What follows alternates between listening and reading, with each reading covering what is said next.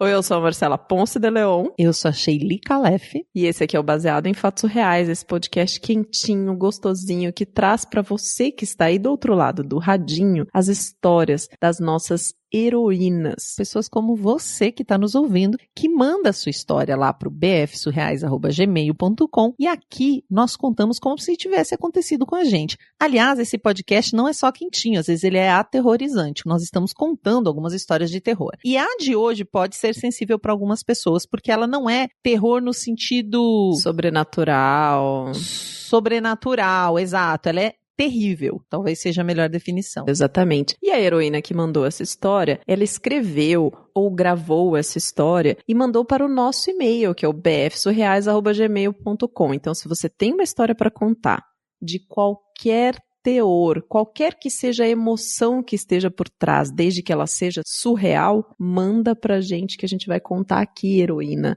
anonimamente. E como diz a nossa vinheta, com muita empatia, intimidade e leveza. Vamos pro caso surreal? Baseado em fatos surreais. Histórias de mulheres como nós, compartilhadas com empatia, intimidade e leveza. onde o assunto é a vida E o detalhe surreal. Bom, esse foi um caso que mexeu com uma cidade inteira, né? Com a cidade onde eu morava. Eu tinha acabado de me formar no ensino médio e estava no primeiro semestre da faculdade. Logo no comecinho mesmo, com toda aquela animação. Mas como a minha cidade é muito pequena, não tem faculdade ali. É muito comum isso, né? É, fica a vários quilômetros, são 2 horas de viagem até chegar na cidade que tem uma faculdade. Mas a prefeitura da cidade disponibiliza um ônibus que leva os alunos. Então, a gente pegava esse ônibus, todo mundo da cidade que fazia a faculdade, e ia pra lá todo dia pra fazer a faculdade. Isso é muito comum. Quem é do interior tá bem acostumado com isso, né? E eu lembro bem, assim, que era uma terça-feira. No dia anterior eu tinha feito minha última prova do bimestre e eu tava indo pra faculdade, assim, meio arrastada. Sabe quando você tá meio cansada, meio com sono? Você fazia faculdade de quê? Eu fazia faculdade de biologia.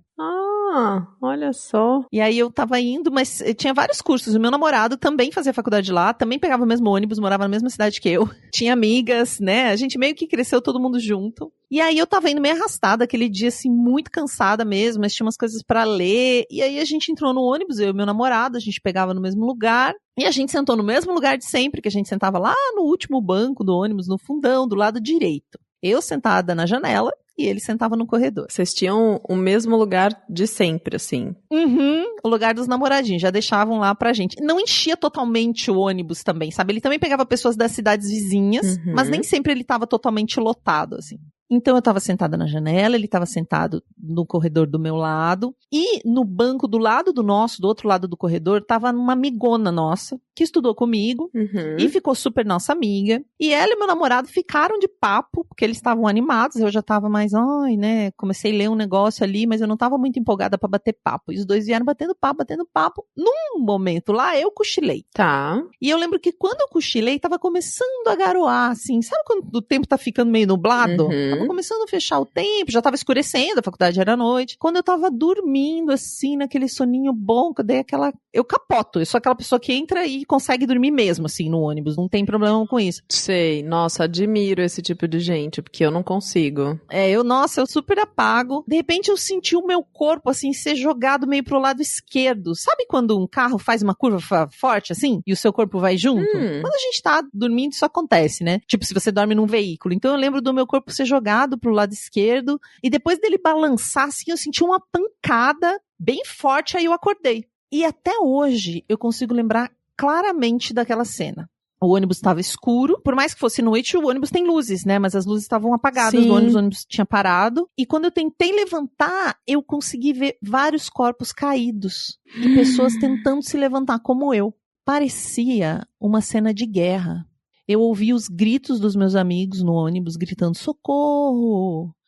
Mãe, eu não quero morrer, socorro, ela tá morrendo. Eram gritos de desespero, tava todo mundo desesperado e todo mundo caído, ou nos bancos ou no chão do ônibus. E aí a minha primeira intenção foi assim, tentar ir ajudar, mas eu senti uma dor no corpo que eu não consegui me mexer. Aí eu tentei me mexer e já sentei de novo, assim, no banco. Uhum. E aí eu comecei a olhar pra mim, pra ver o que tinha acontecido. Então eu comecei a examinar meu corpo todo. Com as mãos. Tipo, com as mãos e me olhando assim, mas me apalpando. E aí que eu me dei conta que provavelmente, pelo estado das coisas, né, eu tinha quebrado alguma coisa, assim. A perna tava com muita dor, a minha bacia, o meu quadril, assim, tava... Eu não conseguia mexer de jeito nenhum, e o meu braço. Aí eu tava assim, me tocando, então eram uns lugares que doía muito, que provavelmente eu tinha quebrado. Eu olhei pro lado, meu namorado tava deitado no banco, chorando de dor. Ele tinha quebrado a perna, visivelmente a perna dele tava quebrada. Dessas com fratura exposta, assim? Sim, eu tava mais concentrada nele chorando de dor, mas assim, a visão era um horror, né? Porque você vê o osso, você vê sangue, você vê tudo. A minha amiga que tava no banco do lado, né? Tava com o rosto todo ensanguentado, porque ela bateu o rosto no banco da frente, quando aconteceu o acidente. E aí eu tava esperando alguma coisa acontecer, tava esperando alguma ajuda, eu tentei manter a calma, eu tentei consolar meu namorado. Os gritos continuavam das pessoas pedindo ajuda, sabe? Desesperadas.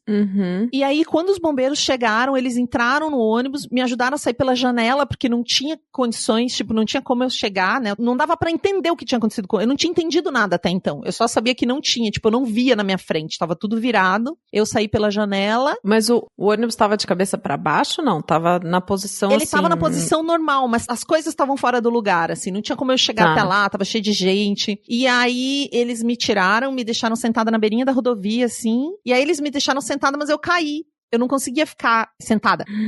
O meu corpo não conseguia sentar, sabe? Então eu fiquei deitada na grama, numa grama, assim. Eu não tava sentindo as minhas pernas e eu comecei a ficar com muito medo de ter sido muito pior do que eu tava conseguindo imaginar, porque acho que na adrenalina eu não tava entendendo tudo, mas nessa hora eu lembro de não sentir as minhas pernas e começar a ficar com muito medo. E nesse momento que eu entendi o tamanho do estrago, porque perto de mim tinha um outro ônibus. E ele tinha batido no meio do nosso ônibus. Nossa! Então, foram 2 ônibus e um entrou, tipo, meio no meio do outro. O outro ônibus bateu no meio do meu ônibus. Por isso que ele tava em pé, mas ele tava tudo fora do lugar, entendeu? E aí tinha muita gente fazendo o resgate, porque tava tudo um caos, muita gente ferida. Tudo que eu podia fazer é ficar caída ali no chão, ouvindo os gritos das pessoas. E eu tava muito preocupada, mas eu não conseguia ajudar, eu não conseguia andar. E aí, pra minha sorte, 2 pessoas que estavam de carro e pararam, sabe quando a gente vê, assim, que para num acidente, as pessoas começam a parar de curiosas, sei lá, elas vieram falar comigo, perguntaram se eu precisava de alguma coisa, e aí eu pedi pra elas ligarem pro meu pai, pra ligarem pra mãe do meu namorado, pra avisar que aquilo tinha acontecido, né? E eles ficaram o tempo todo ali comigo, foram buscar minha mochila que tava dentro do ônibus, o que pra mim foi fundamental, porque tinham pessoas entrando nos ônibus pra roubar os pertences das pessoas. Nossa, que loucura! É tudo tão maluco, e era uma coisa muito grande, né? Imagina 2 ônibus, um monte de feridos, um monte de bombeiros, os carros parando. E aí pessoas resolvem entrar pra roubar os pertences das pessoas que sofreram um acidente. Sim, eu soube disso depois, né? Porque um monte de coisa se perdeu, isso foi noticiado na mídia, isso foi uma coisa que todo mundo ficou sabendo, né? Foi um choque pra todo mundo. Aí veio um soldado falar comigo pra me levar pra uma lona onde eles estavam tratando as pessoas, né? Dão os primeiros socorros. Só que aí eu discuti com ele porque eu não sentia minhas pernas e eu não conseguia andar e ele queria me levar no colo. E eu acabei tendo uma briga com ele, eu não permiti. Porque eu fiquei pensando, se eu tiver fraturado, sei lá, minha coluna, porque eu não conseguia sentir as pernas, e ele me botar no colo, vai piorar, porque eu vou ficar dobrada, né? Sim, não pode, de jeito nenhum. Enfim, ele desistiu e foi embora sem falar comigo, mas assim, eu briguei. A única coisa que eu consegui fazer foi brigar com ele, fiquei mais um tempo ali no chão, eu não tinha noção do tempo que passou, não faço ideia. Eu só vi as pessoas sendo retiradas do ônibus em choque, eu queria falar com elas, eu não conseguia chegar perto, né? E depois de um tempo, um bombeiro veio com uma maca pra me ajudar. E aí ele me levou até essa lona de atendimento e me examinou antes da ambulância me levar. Aí eles colocaram meu namorado perto de mim, eu lembro que nessa hora eu fiquei um pouco mais calma porque ele tava ali. E aí o bombeiro olhou pra mim e falou que a minha perna tava fora do lugar. Ai, que nervoso. E eu não tinha percebido até aquele momento que ela tava virada pro lado errado. O meu pé estava quase ao contrário, quase pra trás. E aí ele falou, eu vou ter que colocar no lugar. E aí ele fez uma manobra, ele mesmo, assim, sabe? Quando bota as coisas no lugar. Gente, doeu tanto. Mas eu confesso, assim, que dentro de tudo que estava acontecendo, até foi uma dor suportável. Tudo doía, né? Tudo doía. Entendi porque que eu não conseguia me mexer, né? Tipo, eu tentava e caía, ele colocou minha perna no lugar. E eu gritei muito nessa hora. E o meu namorado ficou gritando com o bombeiro, porque eu gritei, meu namorado se preocupou, gritou com o bombeiro. Foi até um pouco engraçado na hora. Eu lembro de ter achado engraçado meu namorado brigando com o bombeiro, porque o bombeiro tava consertando a minha perna. Aí me colocaram numa ambulância, cheguei no hospital, não lembro de estar sendo atendida por ninguém, assim, tava aquela confusão. E aí eu vi uma prima minha que é enfermeira. E aí eu chamei ela. Do momento que as pessoas perceberam que eu conhecia ela, que a gente era parente, aí começaram a me tratar um pouco melhor. Eu fui para um corredor, o hospital não tinha lugar para colocar todas as pessoas, tinham 70 pessoas feridas. Ah, porque no interior, né? 2 ônibus. É, difícil mesmo. Aí não tinha médicos suficientes, os médicos voltando, que já tinham acabado o turno. Também tinham falado no hospital que era um ônibus escolar, então eles tinham imaginado que eram crianças, então tinha muito pediatra. E não tinha nada a ver, a gente era adulto. Confusões, né? Daquele caos naquela hora. Foi aquela coisa. Aí essa minha melhor amiga, consegui encontrar ela. Que tava no ônibus, que bateu o rosto. Sim, consegui encontrar ela e ela tinha quebrado os dentes, ela não podia falar. Puxa vida. E eu precisei ficar mandando ela calar a boca, pra não piorar a situação, porque ela queria ficar falando, acho que ela tava também. Em estado em choque, né? A pessoa fica em estado de choque, e aí... Enfim. E eu nem consegui ser gentil com ela, porque eu sou meio cavala mesmo, por natureza, sabe? Sou meio grossa. E aí eu ficava mandando ela calar a boca, porque senão ela ia piorar. Ela queria conversar, mas não podia, né? Tava com os dentes tudo quebrado. Não dormi naquela noite, não dormi. Nos 3 dias seguidos eu não dormi. Só depois que me deram um remédio pra dormir. Porque mesmo quando eu sentia vontade de dormir, quando a adrenalina baixava um pouco, eu não conseguia porque eu ficava vendo na minha mente o acidente. As pessoas gritando, os corpos, o sangue. Voltava a memória daquele trauma. Exatamente. Eu tinha quebrado a bacia, a perna, tava com o corpo todo roxo, eu tinha muitos cortes por causa do vidro, eu tava do lado da janela, né? Ah, sim. O braço eu não quebrei, mas foi a perna, a bacia, e aí eu tava toda cortada, assim. E eu fiquei sabendo que uma menina do nosso ônibus morreu, já no hospital eu fiquei sabendo, lembra que eu ouvi alguém dizendo... Ela vai morrer. Socorro, ela vai morrer, e era realmente por causa dessa menina. Eu não conhecia ela muito bem, mas eu sabia quem ela era. Então foi essa situação... muito complicada, eu fiquei uma semana esperando uma cirurgia. Uma semana pra ser operada? Uma semana pra ser operada. Porque era muita gente. Então os casos mais graves iam entrando na frente, né? E assim, todo mundo me tratou o melhor possível. Mas o que aconteceu foi, como eu esperei muito, e eu fiquei um período com a perna engessada, esperando pra operar, eles me engessaram pra não mexer a perna, atrofiaram os meus músculos. Ah. Então, meu médico até disse que depois da cirurgia eu ia conseguir andar de muleta, mas eu não conseguia. Toda vez que eu tentava ficar de pé, parecia que a minha bacia, que ela ia se partir no meio. E eu tava recebendo morfina, e eu ficava com medo de me mexer. Olha, aí eu entrei em depressão. Eu perdi muito peso no hospital, porque eu só sentia dor. Eu dependia da ajuda dos vizinhos depois em casa pra tomar banho, pra trocar fralda, porque a minha mãe tinha que trabalhar. Eu não tenho um pai presente, assim. O meu pai, ele está na nossa casa, mas ele tem problemas com alcoolismo, ele tem questões. Meu irmão mais novo precisava que eu cuidasse dele. Ele só conseguia esquentar a marmita, porque era uma criança, né? Ah. Então, assim, chegou uma hora que eu comecei a pensar, só me matar pra sair dessa situação. Eu comecei a pensar isso, que a única solução era como se tivesse uma voz que dizia pra mim que morrer era a única opção. Eu sentia tanta dor, gente, que eu cheguei a pesquisar maneiras de amputar minha perna sozinha. Jura? Juro. Eu achei que eu ia enlouquecer.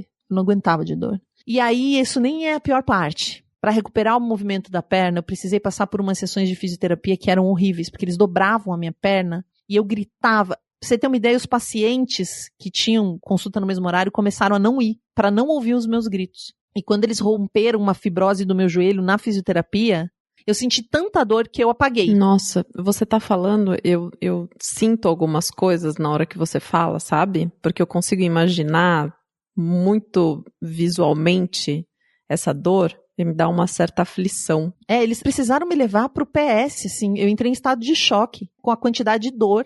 E aí eu não voltei mais pra fisioterapia. Eu escolhi perder o movimento da perna do que ter que passar por aquilo de novo. Mas eu não perdi totalmente o movimento. Mas assim, eu falei, se é isso que eu preciso fazer, eu vou perder o movimento. Não podia, não era viável vivenciar aquilo. Não tinha como, era muita dor, gente. Era um negócio assim, completamente insuportável. Era o único jeito, assim, era o único tratamento possível? Não, aí eu consegui fazer uma cirurgia pra tentar recuperar o movimento da perna. Porque quando a carne colou no osso, depois disso eu fui passando por um processo de desmame dos remédios. Enfim, depois de uns 2 anos eu recebi alta. E aí eu recebi a notícia que eu nunca mais ia praticar nenhuma atividade física, mas eu consegui voltar a andar. No começo eu voltei a andar com muleta. Hoje eu já consigo andar sem a muleta. Eu sinto muita dor ainda, mas eu não posso tomar medicação para não ficar viciada no analgésico. Então eu sinto muita dor. Mas o que mais me dói é quando eu preciso dizer para as pessoas que eu não posso fazer aquilo, porque eu tenho limitações, porque eu pareço saudável. Então eu preciso explicar, e a pessoa não entende. Ela acha que eu estou, sei lá. Ela não te leva a sério quando você fala. Exato. Mas olha, andar de novo foi muito bom. Mas eu confesso que nem foi andar o que me deu mais alegria, sabe? Foi poder tomar banho sozinha, em pé. A primeira vez que eu consegui tomar banho em pé, eu chorei de tão feliz que eu fiquei. Parece uma coisa tão pequena, né? Mas tomar banho em pé foi essa minha grande conquista. Claro, consegui andar. E eu espero que esse seja o caso mais surreal da minha vida.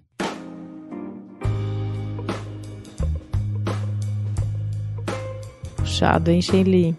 Eu lembro de ter lido essa história. Se não me engano, eu mandei um e-mail pra heroína depois, perguntando como ela tava, né? Uhum. Porque me marcou muito essa coisa de quando ela falou da depressão dela e, enfim, e da dor, né? E hoje eu tava assistindo um filme e teve uma frase que a protagonista do filme, ela tava contando de um dia especial da vida dela e ela fala assim, você acorda sem saber que aquele é o dia que a sua vida vai mudar completamente. E eu pensei essa mesma coisa quando eu ouvi essa história, sabe?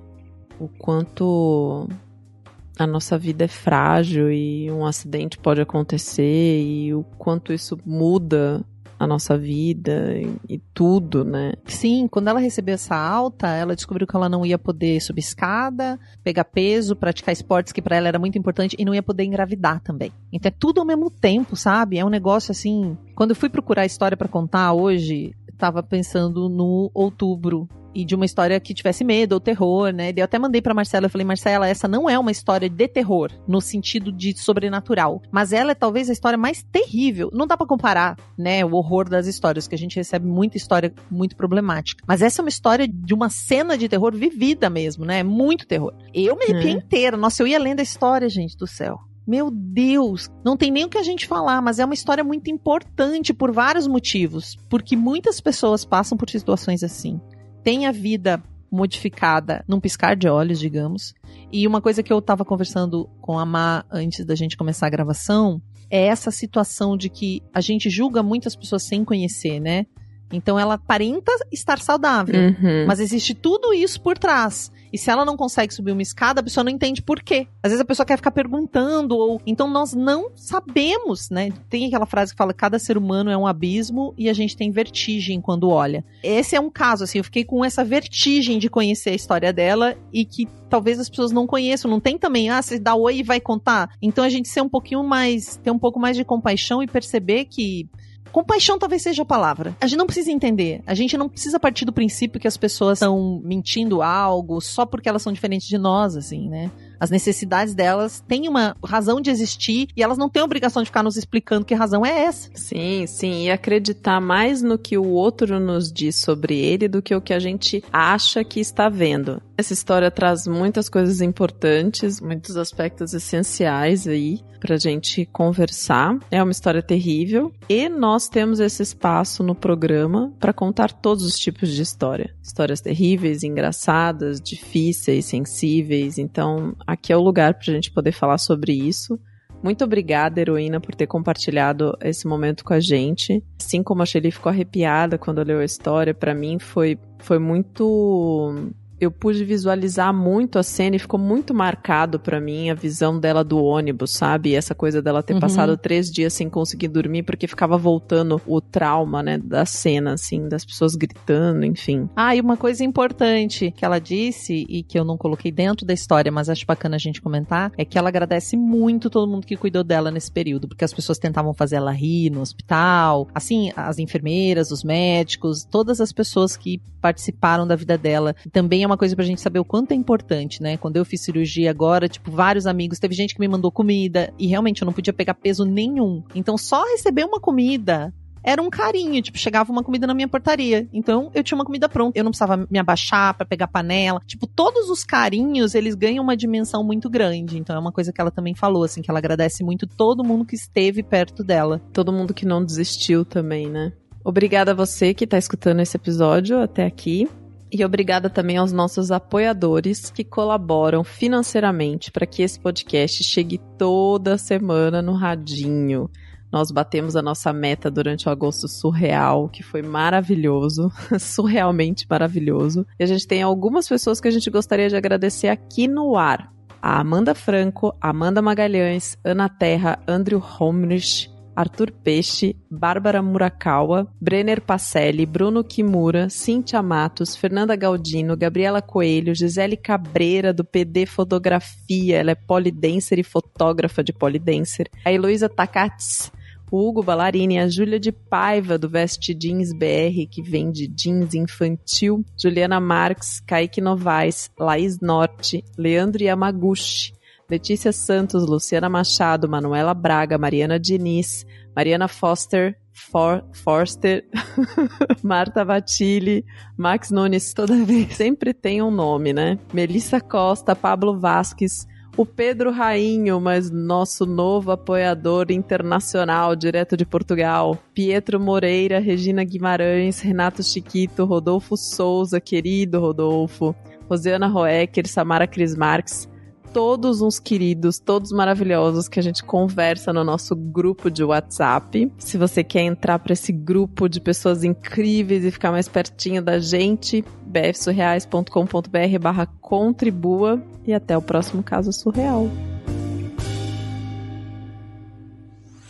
Esse podcast foi editado por Domênica Mendes.